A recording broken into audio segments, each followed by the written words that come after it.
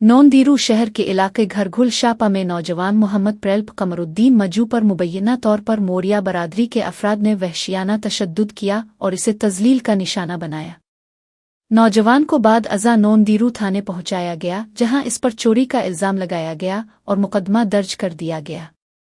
नौजवान की हालत खराब होने पर इसे फौरी तौर पर तिब्बी इमदाद के लिए अस्पताल मुंतकिल किया गया।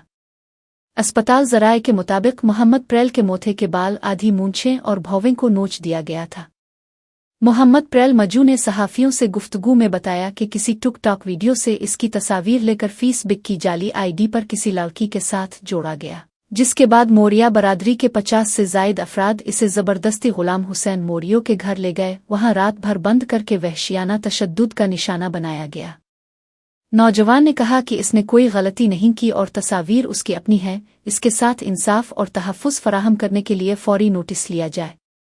वाक़ये पर SHO नोंदीरू तसव्वुर मुख का कहना है कि मोरिया बरादरी के अफराद नौजवान को सुबह थाने ले आए और मुकदमा दर्ज कराया, जबकि मोहम्मद प्रेल का मौक़िफ़ है कि इसे ज़बरदस्ती घर ले जाकर तशद्दुद का निशाना बनाया गया।